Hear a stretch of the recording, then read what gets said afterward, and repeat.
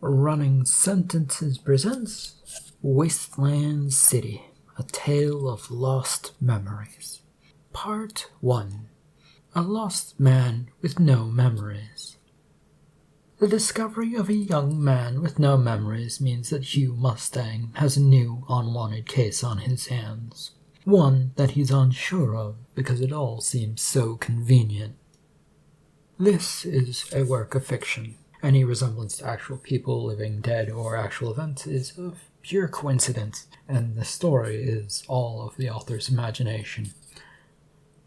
Copyright 2021, Michael Honnery. All rights reserved. Welcome to the story of a city, a detective in the loosest of definitions, and a man with no memories.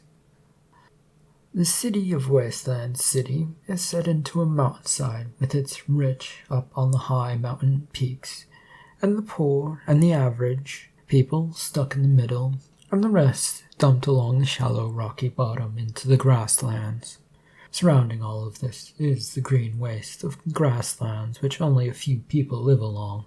It is a city stuck in strife and frustrations as it tries to grow and keep up with the demands of those with power. The cool, crisp night wraps its way around the upper section of the city. The pristine and clean buildings all glimmer in the moonlight. There was at one particular building, a mansion that was well lit up with signs of a party ongoing inside, that the front door opened. It allowed a young, tall gentleman to step outside and stretch. The sound of a voice draws his attention as he stepped out and onto the steps. "Where are you going?" The young man turned and looked back inside. He finds himself looking at a banner celebrating a birthday to his annoyance. "I'm just stepping out for some air. It's too stuffy inside, and I don't know any of these people despite your insistence that I know them.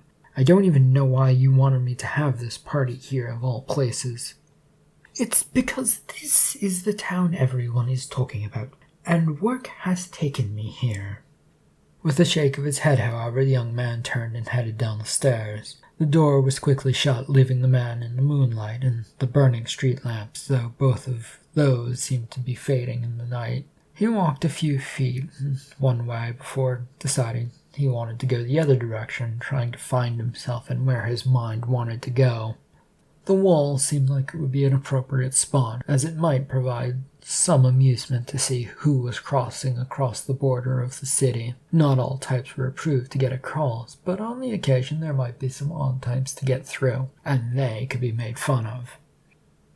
He struck out with a quick pace, heading down the clean brick road with no worries of any wheeled carts carrying people or goods that would run him down, but the distant sound of steps caught his interest. He glanced around, but never spotted anyone following or even nearby. It was on the fourth time that this happened that he swung around harshly. "All right, whoever you are, stop following me." A heavy object met the back of the man's head and a thunk rang out. He could just about make out some voices as he fell downward, body and soul, into darkness. Two men gathered around the body of the young man lying in the middle of the street. "Did you have to hit him so loudly?" "I didn't know it was going to cause so much noise. It's not my fault." "Oh, whatever. Does the giant vase have any marks on it?" "No." "Then put it back where you found it and let's get out of here. Our orders were to make him disappear. Leaving him out here to be found in the middle of the road seems bad." "Fine, go put it back, then we'll get rid of this man." The man holding the giant vase disappeared from view for a minute while the other continued his look out for anyone to appear. The street was quiet and the other man soon returned. The two then picked up the man they'd attacked and hurried onward towards the wall. The attackers dragged the young man between them to the wall that separated the sections of the city. On their side was rich and clean, on the other, everyone else who didn't make enough money. The way through was guarded night and day by some guards who looked at pieces of papers and then waving those that they liked through. The two men carefully approached, trying their best to make it look like the young man was a drunkard that they had to carry between them. They approached the guard who was watching the two empty lanes, one going up, one going downward. Upon seeing the three men, though, he straightened up and stood in the way. "We're bringing the drunkard home. You know, the big party up at the mansion. He got a little bit too into it." "All right, since passes aren't needed to get down, best to get through on the double. Don't want the early morning crowds to notice a drunkard or dealing with them." The guard moved to the side, and the two men continued on their journey, dragging the young man through the gate. They had just cleared the gate and had started to make their way down the main road, which had started to come to life with carts and people. The two attackers tried their best to keep off to the side, but with the increasing amount of people, they soon decided it was best to disappear down a side road. Hugh Mustang strolled his way down, or rather upward, up the street, biting into an apple as he went. The street was busier than usual, with its collection of crowd hanging out on the side street into a prayer altar. It wasn't unusual for a crowd to be in an altar or waiting their turn, but there seemed to be more than the normal amount. He paused and watched for a second as nothing was happening but a lot of murmuring, and gave up and was just about to turn when a hand grabbed his arm. "Hugh Mustang!" He turned, surprised to see a little old lady at his arm. She looked familiar, but so did many people of the city who had come to him for help. "Yes." "There is a man draped over that altar with a gash on his head. He's blocking the morning prayers. You must do something."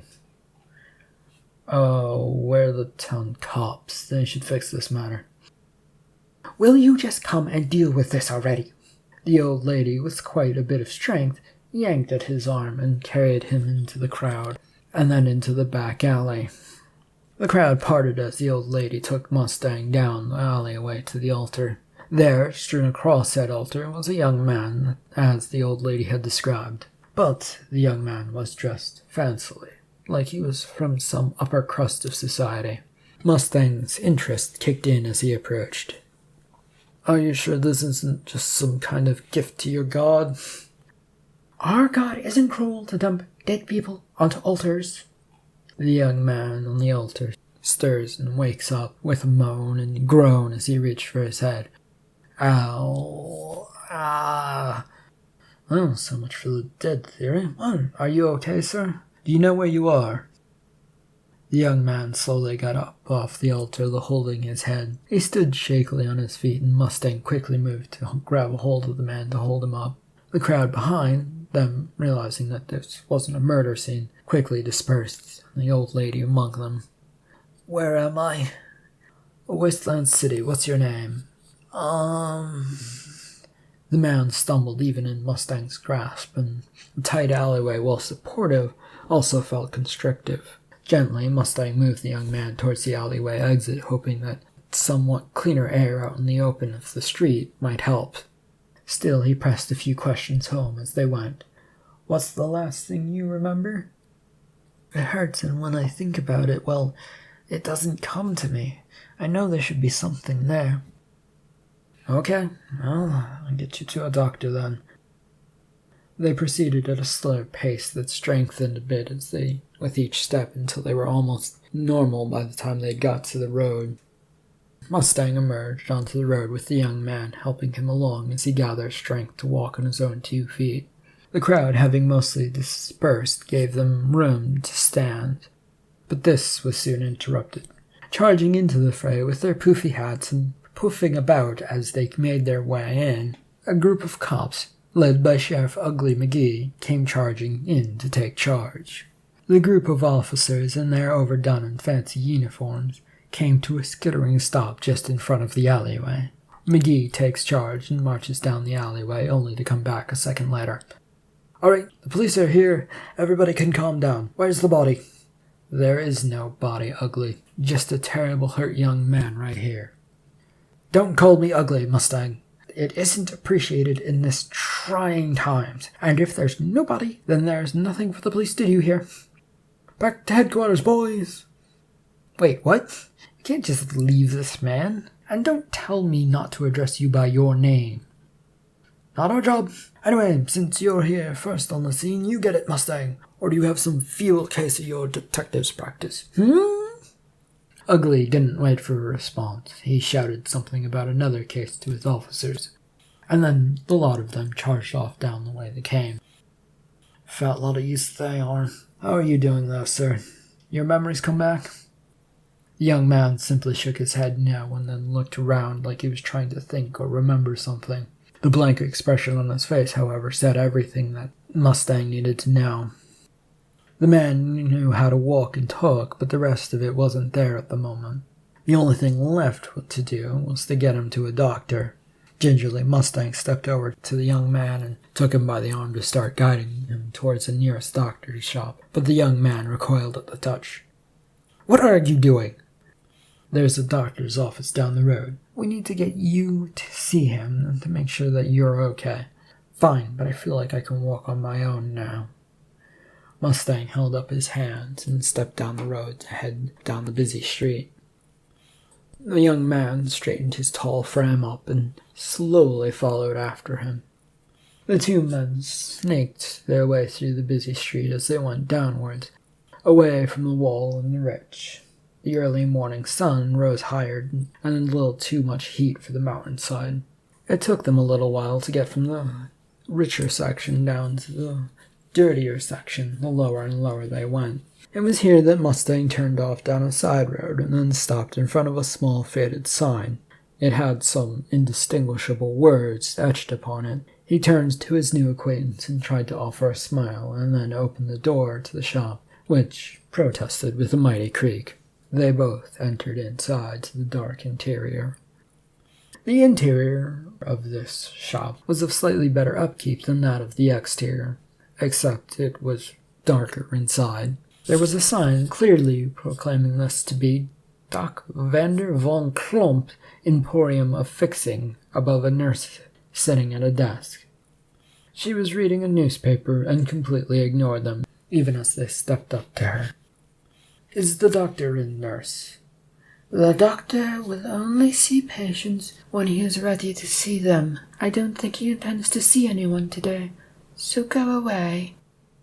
Mustang leaned forward, putting his hand on the desk so he can balance himself as he leans. He glared at the woman, who merely looked over her paper. The young man copied Mustang's movements, trying them out for himself to see what would happen. They just replicated what Mustang was doing. The young man stood there awkwardly.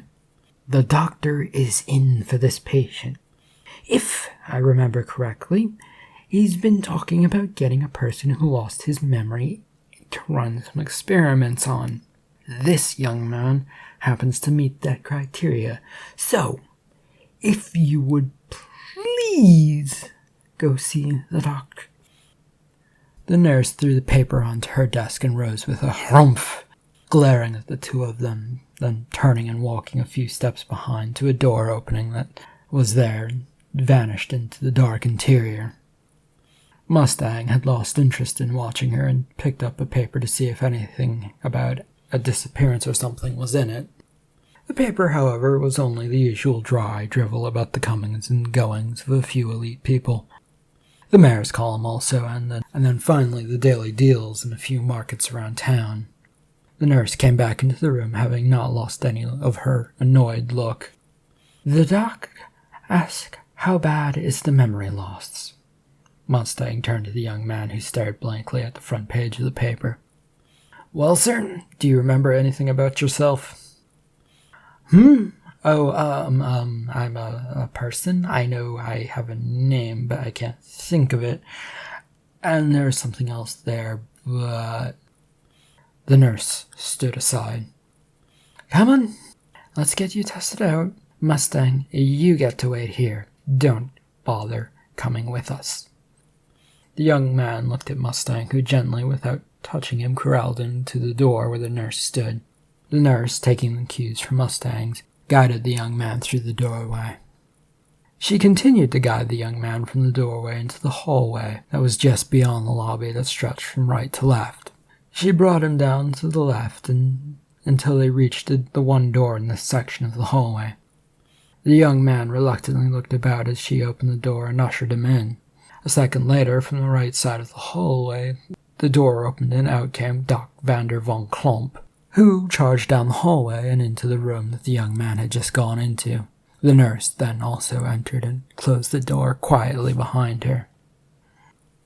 Mustang paced about the lobby for much of the day, with the nurse coming and going, but never speaking to him. It seemed much like the day was wasting away, and it was. It was almost dark by the time Dr. Vander von Klomp emerged from the office area holding the young man by the nape of his neck. Once they'd cleared the door, the doc let young man go, and the young man recoiling away and holding the back of his neck, in pain. Useless! What? He's gone if there's anything that was ever in his head to begin with. I have found no signs of any intelligence, and all of my experiments were a waste of time. Take him out of my sight. The young man had slunk over to the corner and picked up a piece of paper or something that was lying on the ground. He'd taken to reading it and rubbing the back of his neck. Mustang looked between the two, trying to figure out what to do and what was going on. The young man, however, seemed very interested in the paper. Did you know that the train is coming to town? It will connect the 15 cities. A total waste of space. A complete amnesic person. I can't help him. You might be able to if you find his family or something like that. But me, I'm too busy. Don't bother me, Mustang. The doc spun on his heels and went back through the door, slamming it shut behind him. A quiet fell over the room, followed by the noise of papers being shuffled about as the young man picked up something off of the ground and started to read it. Mustang hurried over and stands there awkwardly, trying to find out what he should be doing. Hi, guys, sir? The young man continued to read the piece of paper, despite the fact that the words had mostly been worn away, and the paper itself had several holes in it. Mustang grabbed the man's shoulder, which caused the paper to drop. Ah! It's okay, but, fuck this. I'm just gonna call you X, since I can't keep stumbling around for a name. X shall do for now, at least. Come on, we need to get out of here. I'm sure you're hungry and tired. Mustang moved towards the door, carefully watching that X was following what he was doing, and since the young man did stand up and followed him with a puzzled expression, he went out the door. They stepped out of the doc's office to a twinkling night sky. The side street, while not busy, still buzzed with life as they headed back towards the main road. A few roadside stands called their attention as they walked past. Mustang stopped by one for a few seconds, exchanging a bit of money for 2 items, and then came back to offer X one. It took a few seconds for X to realize that he should take it and hold it, though he continued to stare blankly at it for a few seconds until he saw Mustang take a bite and tried to replicate that for himself. It took a few seconds for him to get this process down, and he did it, and tasting the sweet spiced meat that he was on a skewer was nice. Or at least that's what he looked like. He was enjoying it. And after that, the food had vanished from his hands, so Mustang guessed that it was the case. Good, right? Well, slightly good anyway. It fills the stomach, but it's not great for the rest of you from the amount of grease. One only lives once, though. That might also not be true, since you have a stitched-up gash on your head, meaning you survived something. That's something we will have to deal with later, though I think you probably need to get some rest. Mustang turned once again and began walking down the side road, headed for the main avenue, which led up and down the mountain. X trailed behind, but paid a little more attention to the food carts that they passed, wondering what they contained and if it was as delicious as the other one was.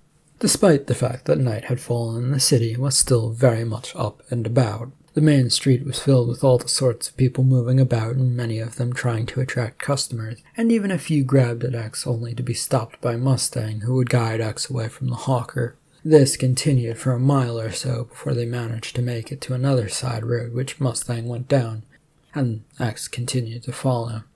They went deeper and deeper down a road which narrowed and barely turned into a lane of a road.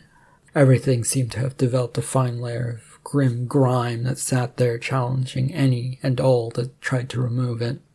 Mustang ignored all of this as he was far too used to it, though X kept trying to avoid the grime and held himself away from any walls that came close. He wasn't having much success as he was jumping from side to side and coming near either side of the road's walls as he was trying to avoid them. He was puzzled by this and what he was trying to do and couldn't figure out what he was doing, but so caught up in his task of avoiding the grime that he nearly hopped past Mustang and nearly toppled into a pile of garbage at the end of the road. He would have fallen except for Mustang grabbed his arm and pulled him away from certain doom. He pointed towards a faded, darkly painted building next to the side of the road and that was cut right into the side of the rock of the mountain. "Welcome to the bookshop. Rather, it is Goody's shop of books that aren't for sale. The proprietor is rather sticky about selling goods. But above the shop is a variety of apartments that I've rented out, and there's a bed with your name on it. Come on." "What?" But Mustang had ignored him and headed not for the main entrance, but the side walkway, just off to the left side from the garbage bags and near the end of the road. X, on the other hand, stood there for a second before realizing he was surrounded by grime and ran after Mustang. The side of the building had a narrow but passable alleyway with another building on its other side. The alleyway itself didn't last very long, but it became a set of stairs that rose between the two buildings and connected them at various levels. Mustang bounded up the steps, going up and up until he reached the 4th floor of the building. Here there was only a door to the bookshop side of things, and Mustang went up to it and pulling out a key from his pocket. X was shortly behind him, taking the stairs much more carefully as they didn't really look like they wanted to hold up with anyone's weight. Mustang was busy unlocking the door and opening it through just as X got to the top. As they stepped inside the 4th floor of the bookshop, they were greeted by the double barrels of a rather large bore shotgun. Mustang glanced around them inside the dark interior of the building, see that Moneypenny Noble was holding him up in the dark hallway. X, on the other hand, was looking outside and not paying attention to what was happening in the hallway, as he was half expecting the staircase to collapse. "Moneypenny, no one is here to rob your store. I've brought this young man to give him a place to sleep." "Why? Is he part of a case you're working?" No, he's just a young man I found with a gash on his head and no memory to speak of. Well, maybe I might work his case. I figured I'd help him at least try and find some clues tomorrow. Is that okay with you?" Moneypenny lowered her gun and came more into the light cast by the doorway. Her dark hair and bookish looks flashed by in the moment to snap the door shut. She quickly turned and was past them again, headed down the hallway. "If anything happens to the shop because of him, I'm blaming you." You would have blamed me anyway, Moneypenny." But she was gone, and X came up beside him, pushing at his arm to try and get his attention. Mustang turned to look at his young associate. Who was that?" "Moneypenny. She owns the bookshop downstairs. I suggest that you stay on her good side. I've spent far too long trying to fight her bad side, and it never ends well." He started to walk down the dim hallway, passing a door on his right and heading for one that was just a little bit further down, and that he was pointing toward. "That, my dear X, will be your room for the night. It's mostly storage, but there is a bed set up inside of it." They arrived in the door with Mustang pulling it open after a few harsh tugs, and then fumbled about on the interior wall to find a light. When that flickered on, he entered. The room Mustang stepped into was more of a storage room than a bedroom. It had many odds and ends, plus its share of boxes stacked all around. However, there was a small metal frame bed and a thing that looked and acted like a mattress on top of the frame, plus a small candle lamp. The young man poked his head through before entering the room, looking at Mustang as he then looked about the tight space. "What is this?" "A room and a bed to sleep on. Are you feeling tired?" Well, lie down here on the bed and I'm sure it will come to you soon enough."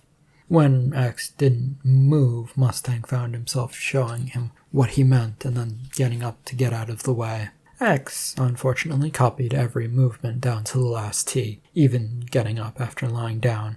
"What now?" "Get back on the bed and close your eyes." Surprisingly, X sat down on the bed, which Mustang took as a sign that the young man was at least getting some of what he was trying to say. With that, he stepped out of the room and closed the door. As he stepped away from the door to X's room, he half expected it to reopen with the young man appearing. When this, however, didn't happen, he sighed in slight relief and walked down the hallway towards the door that they'd passed on their way. Fishing out another key from his pocket, he unlocked that door and stepped inside. His hand reached for the switch in his dark apartment, which should be right next to the door. However, it always took a few seconds to find it in the dark before he was able to cast a dim light onto his apartment office. The place was a mess of files and other loose things that he'd yet to bother cleaning up, as there was never any time to get to it. He moved past all of this, ignoring it as he headed for his bedroom, a tired sigh escaping as he trudged the final few feet, knowing that there was a bed not too far away. His hand reached out for the door handle to get from his office to the bedroom, and grasped it as his body went into automatic mode. He shut off his thoughts and opened the door. He spilled into the room, not bothering to turn on any lights, and found his stumbling way towards the bed. Once he'd found it and made sure that it was his bed by kicking it a few times, he fell onto it and into a rather deep sleep. It felt like only a second later a heavy thunk brought him out of his slumber with a yawn. A few blinks later, and a couple of more thunks came from the office. He jumped up and was hurrying out of the bedroom. He stumbled into his office, blinking, himself fully awake, ready for anything, though he didn't have his usual guns, so he wasn't sure what he was going to do. X rose from a nearby collapsed pile of files, desperately trying to put things back in order, only for them to fall apart again. "Leave it, it's fine where it is." X jumped at the sound of Mustang's voice, but somehow didn't knock anything else over as he did so. "Morning. Or is it morning? I don't know. I just felt, how long have you been here?" "A couple of hours, I think. At least, according to the clock on the wall, at least I think that is a clock." The young man's words trailed away as he headed over towards what was indeed a clock, but one that seemed to have fits about when and how often it wanted to work. Mustang yawned as he fought back the last of his sleepiness and glanced at the clock to see that it read 8 a.m., an early morning hour that he wasn't used to, but it meant the clock was probably working. "Did you find anything worth reading in those piles of papers?" "Oh no, it all went over my head. Things about finding people and cheating and money, and no idea what any of it meant, but it gave me a thought of a searcher or something. A detective, which is my job, and I hope to at least be of some help to you, though I'm at a loss as to what and where to turn, since the cops aren't interested." "Oh, I don't know what any of that means." A noise near the door to the hallway drew Mustang's attention, and he carefully made his way over to the door, pulling it slightly open and then fully open. In the hallway, with a note, stood Moneypenny, surprised. "You're up early?" "Yes, I'd rather not be, but that's the way things are going right now. What's up?" She held out the note. "One of Alex's people dropped by and said that you should drop by the store. And I don't need to remind you, but I'm not your messenger. Please don't make me come up here again to drop off your messages." She grabbed the door and slammed it shut as Mustang backed up to make sure that he didn't get hit by it. Then turned his attention to the note. It was a simple letter saying that Moneypenny had just said. Mustang contemplated tossing it aside as he looked over to X, who had returned to looking at files. "X, would you like to get out on town, get some fresh air, or stay here?" The young man looked up and then shrugged as he got up from the files. And Mustang went over to his desk, and as he stuffed the note into his pants pocket, he retrieved 2 heavy-looking pistols and put them on top of the desk. As he went over to a coat hanger, which had his jacket, he slipped that on and then went back over to his desk and deftly slipped both guns into his jacket and headed for the door. X strolled up right behind him. The two made their way from the bookshop across the grimy side road all the way back to the main avenue. The street was busy, but they managed to make their way up and then across to the other side of the road that was a bit cleaner than where they'd been. This side road vanished into a smaller maze of intersecting roads, which Mustang deftly handled until they arrived at a well-lit, actually clean section of town. Although it was illuminated by red lights, Mustang stopped X before he entered the road. "Stay close to me, and don't let any of what you see stop you. There's a lot of interesting stuff that goes on, but it ain't worth it. Mostly. isn't worth it. Mustang turned and, with a deep breath, plunged down the road, X following him, confused as to what he had just said and if he should bother to understand any of it. Despite the morning hour, there was plenty of people out and about the red light district. Plenty of odds and ends and weird sights to see, from scantily clad men and women to more mature affairs to look at. Every store seemed to have some way of selling sex in its own way that was different. Mustang tried his best to keep looking straight, but every once in a while a sight and a shout from one of the people selling their wares prompted the slightest of peaks. "Come to our store for all the joys of sex. You'll mostly never forget what happens." Mustang kept going with the occasional look behind him to make sure that the young man was still with him. He was, as they made their way down the road. The trek took quite a few minutes, but left them in front of Itchy's quiet house of pleasure. A half-gambling establishment, half-brothel, where those that sold their bodies made most of the money. Mustang headed straight for the door, but X grabbed a hold of his arm, causing him to turn. "It's okay. This is where we're going." He headed up a small staircase of an unattractive building that only had a guard at the front door and a small sign advertising what it was. X followed him as he went inside.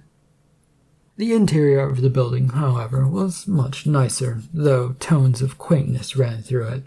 Everything from the check-in desk to the gambling tables beyond the lobby, which Mustang and X had entered, had a niceness to them. This was a place where money was well spent to make the patrons feel comfortable.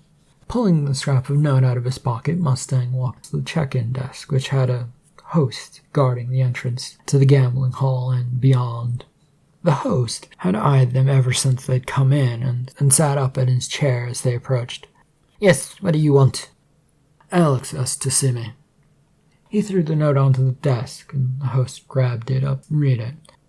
A second after having finished reading it, he pressed a button on his desk and tossed the note back to Mustang. A woman appeared in the doorway and then looked to the host. "Show these two to the officers and make sure they don't gamble. I don't trust them." The woman stepped back into the gambling hall without saying a word, and Mustang shook his head at the sight and pushed X in front of him so that they could enter. The young woman quietly led Mustang and X across the gambling hall. A few tables had some activity going on, with the odd game of blind eye dice and some other card games going on. There was even an old machine or two against the wall that accepted old coins, offered new coins in return if you won, but half the time they weren't working so far as Mustang understood. The only reason he came around this place was because of Alex, and then there was also the live band music.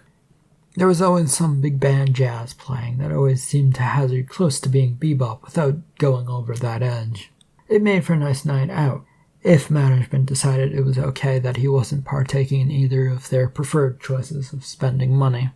It didn't take them long to cross the gambling floor to the back wall, where a hardly visible door sat. The young woman knocked on the door, which opened a second later, and she disappeared inside. The two followed her in, though X seemed very confused by what was going on. Their little adventure continued as they followed the young woman. Back here there was a variety of women and men, all looking to make themselves pretty for their work. A bustle of activity from some dealers who ran gambling sections and a few musicians who were relaxing by playing a few notes here and there. The young woman marched through this crowd, not bothering to stop as she headed for a staircase and began heading up. Mustang and Alex found themselves dancing around the workers to keep up, and only just managed to do it as the young woman was at the top of the staircase by the time they got to the bottom. Hurriedly, the duo scurried up after her. Of course, not waiting around for them, the young woman headed down the hallway as they got to the top of the stairs. She finally came to a stop at a door at the end of the hallway and waited for them there. "This is quite a journey to see someone." "Oh, it only gets more fun from here, X. Alex is interesting to deal with."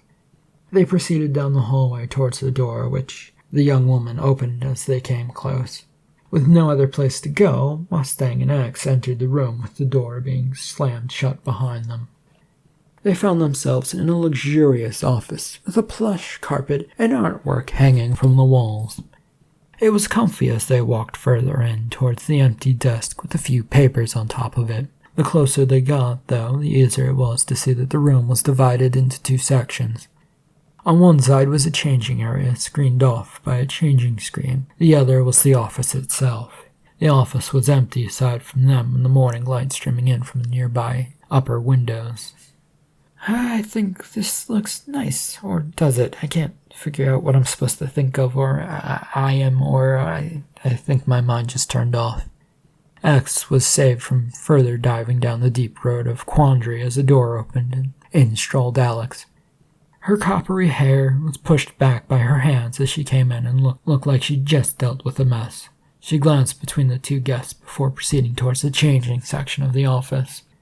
Mustang, you brought a guest. You never do that. Should I take that to mean you already have a case? I'm not sure if I have a case or not. I found this young man with no memories and I'm helping him out, but I don't know if it's a case. Though he does have a nice gash on his head, which I somehow doubt he got all on his own. And does your friend have a name that he goes by? I think X is my current thing. I don't have any memories, whatever those are, so I can't tell you anything other than that. She disappeared behind the changing curtain with some of her clothes appearing on the top of the curtain as she changed. Yes, that all sounds very nice, but I have a pressing problem I would like you to attend to. And what's that? The upper city has got a new sheriff, a new person that they think will help them get rid of the rest of us. I'm trying to find out who it is, and if I can convince them to stop all of that. Not much of a case, if you ask me. Do you have any proof of any of this, or anything to go on? She emerged from behind the curtain in some slacks and a blouse, a much different look from the corseted dress that she'd just worn. No, well, it's just all rumors from the workers and our patrons. Alex, you know better than this. I can't just jump into a case with no information other than a few people said something, and now you're worried. At least give me a name or two to find out why they've said these things or who've said these things. Yes, no. I remember something. The name was Bonaparte, and they were hired as consultants to build something, but that's about all I have. I could look into it, but I could look into the matter as a quick quest, but I have to leave X here with you. What? Why? This is a business establishment. We don't babysit people. You babysit all of your patrons until they run out of money. Well, fine, we do that, but at least give me a decent excuse. My pass into the upper city is only good for one person? Damn. Alright, there's one other thing to deal with if you don't mind. And what is it? I'm sure you've heard about the recent drug problems. It appears that things are getting worse, so you'll need to watch out. It's why the upper city is acting high and mighty again. They'll be on the lookout for anyone poking around. More rumors in this city? Can I just say something? What would you like to say, sir? Well, first, please don't leave me here. And second, I think that name sounds familiar. More reason to bring him with you, Mustang. No, and with that I'm going to go unless you have another dire warning you're throwing out. She shook her head no, to which Mustang took to mean he could finally head for the door. X jumped up to follow, but Mustang stopped him with a held-up hand. X involuntarily found a chair and sat down. Mustang exited, and with this accomplished, and Alex came over, running her hand through her coppery hair. Come on, you. Let's show you around this place. It would be more interesting than actually doing some work. As she headed around towards her desk, she stopped and looked over at X for a good second, cocking her head to the side. Is something wrong? No, I just had a thought that you looked good. Might even fetch a few dollars from patrons if you're willing to have some fun. But that's probably not the best idea. Come on. There's a little to see around here. She proceeded towards the door, with X slowly rising from his chair. Are you actually interested in having fun? The young man merely shook his head no, and she shrugged. Definitely for the best then, that you don't. She led him out. End of part 1. Thank you for listening.